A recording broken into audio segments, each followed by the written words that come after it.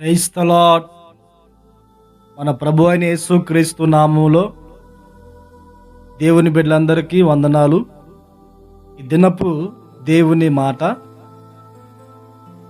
34వ కీర్తన మొదటి మాట. నేనెల్లప్పుడూ యెహోవాను సన్నిధించెదను, నిత్యము ఆయన కీర్తి నా నోట ఉండును. దేవునికి మహిమ కలుగును గాక.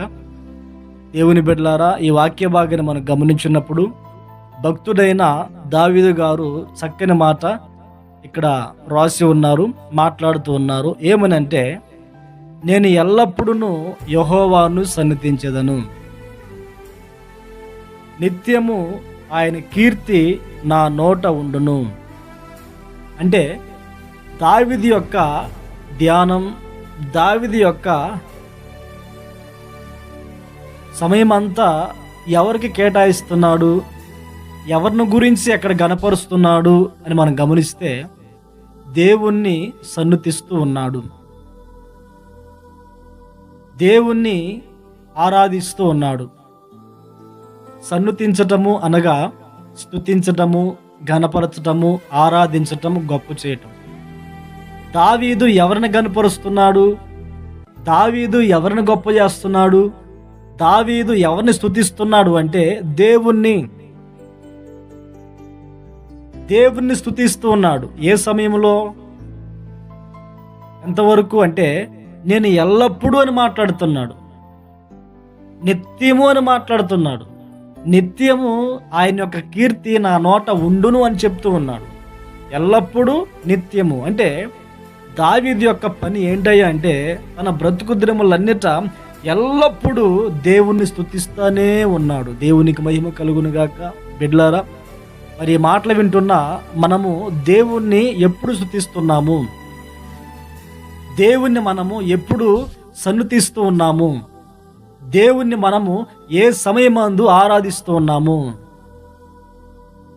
మనము దేవుణ్ణి ఏ పరిస్థితుల్లో ఆరాధిస్తామంటే, ఆదివారం వస్తే ఆదివారం దేవుణ్ణి ఆరాధిస్తాం. ఏదైనా ప్రార్థన కూడికలు ఏర్పాటు చేస్తే అప్పుడు దేవుణ్ణి సన్నుతిస్తాము, స్తుతించి పాటలు పాడి గణపరుస్తాం. ఆ తర్వాత ఉదయం కొంతసేపు ప్రార్థన చేస్తాం, సాయంత్రం కొంతసేపు ప్రార్థన చేస్తాం, అంతే. మిగిలిన సమయం అంతా మన కార్యక్రమాలు, మన పనులు ఇవన్నీ సరిపోతూ ఉన్నాయి కదా. నేను దావీదు చెప్తున్న మాట, నేను ఎల్లప్పుడూ నిత్యము ఆయన యొక్క నామమే నా నోట ఉంటుంది, ఆయన గురించిన కీర్తి నా నోట ఉంటుంది అని దావీదు చెప్తున్నాడండి. మరి ఈ దినాల్లో ప్రభువుని నమ్ముకున్న మనము ఎవరిని సన్నిధిస్తున్నాం? ఎవరిని గణపరుస్తున్నాం? ప్రభువుని నమ్ముకున్న మనము మన నోట ఎవరి యొక్క నామాన్ని మనం స్మరిస్తున్నాం? మన నోట ఎవరిని కీర్తిస్తూ ఉన్నాము?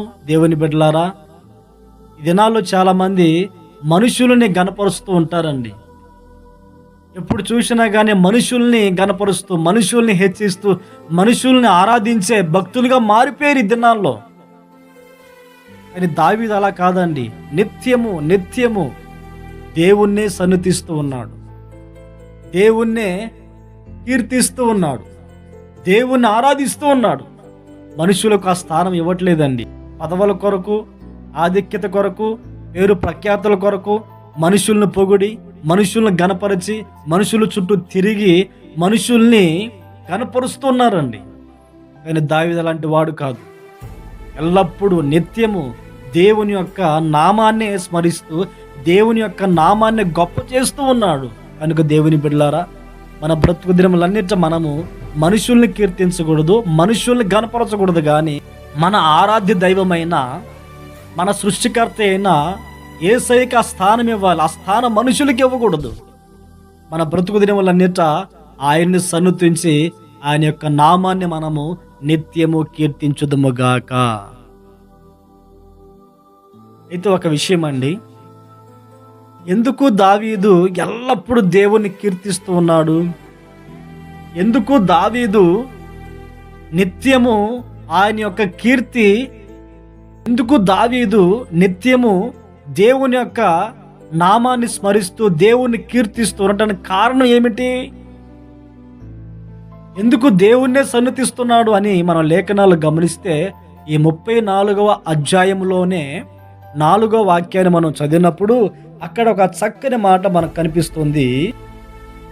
నేను యెహోవా యొద్ద విచారణ చేయగా ఆయన నాకు ఉత్తరమిచ్చెను.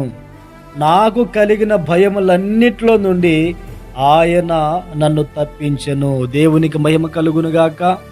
చూశారండి, దావీదు దేవుణ్ణి నిత్యము ఎందుకు సన్నుతిస్తున్నాడు? దావీదు నిత్యము ఆయన కీర్తి, ఆయన ప్రభావాన్ని ఎందుకు గణపరుస్తున్నాడు? ఎందుకు స్తుతిస్తున్నాడు? ఎందుకు సన్నుతిస్తున్నాడంటే దావీదుకి ఏమన్నా ఆపద వచ్చినప్పుడు, దావీదుకి భయం కలిగినప్పుడు, దావీదుకి గాఢాంధకారపు అనుభవాలు అలుముకున్నప్పుడు దేవుని దగ్గరికి వెళ్ళి ప్రార్థన చేస్తే ఆ భయాలన్నిట్లో నుంచి, ఆ హానికరమైన భయాన్ని కలిగించే అనుభవాలన్నిట్లో నుండి దేవుడు దావీదును తప్పించి ఉన్నాడు. దేవునికి మహిమ కలుగునుగాక. దేవుని బిడ్డలారా, మరి ఈ మాటలు వింటున్న మీరు ఎవరిని సన్నుతిస్తున్నారు? ఎవరిని ఆరాధిస్తున్నారు?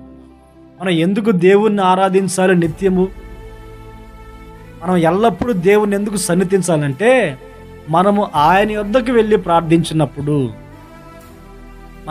మనకే సమస్య ఉందో, మనకి ఏ బాధ ఉందో, ఏ భయం మనల్ని వెంటాడుతుందో, ఇళ్ళని గురించిన భయమా, ఉద్యోగాన్ని గురించిన భయమా, నీ జీవనోపాధిని గురించిన భయమా, ఆత్మీయ జీవితాన్ని గురించిన భయమా, మనుషులను బట్టి భయమా, సమస్యలను బట్టి భయమా, ఏ భయము చేత నువ్వు కృంగిపోతూ ఉన్నావో ఆ భయాలన్నిట్లో నుండి దేవుడు నిన్ను తప్పించునుగాక.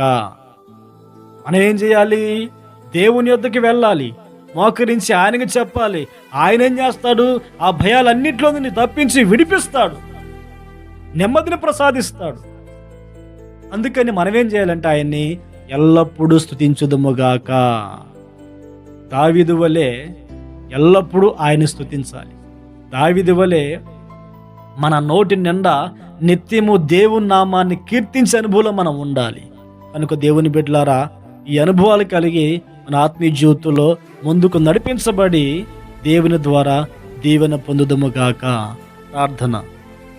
పరిశుద్ధుడైన తండ్రి, ఆశ్చర్యకరుడా, మీకు స్తోత్రం నాయనా.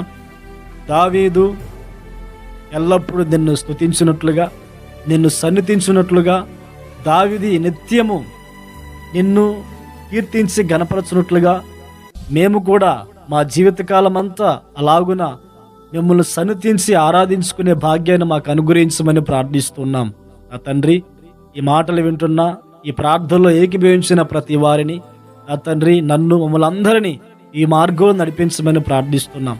అలాగా మిమ్మల్ని సన్నిధించినప్పుడు, మాకు కలిగిన భయములో మీకు ప్రార్థించినప్పుడు భయాలు తొలగించి నెమ్మది ప్రశాంతతను కలిగించే దేవుడు గనుక ఎల్లప్పుడూ నిన్ను సన్నిధించే భాగ్యాన్ని మాకు అనుగ్రహించి మహిమను పొందమని, ఈ దినమంతా కృపా క్షేమాలు మాకు తోడుగా ఉంచి, ఈ సన్నిధిని మాకు తోడుగా ఉంచి క్షేమాన్ని ప్రసాదించమని, ఈ దినములో ఎవరైతే భయపడుతూ ఉన్నారో భయాలు తొలగిపోయినట్లుగా ఈ కార్యములు జరిగించి మహిమను పొందమని యేసు నామములో ప్రార్థించి అడిగి వేడుకొనుచున్నాము తండ్రి.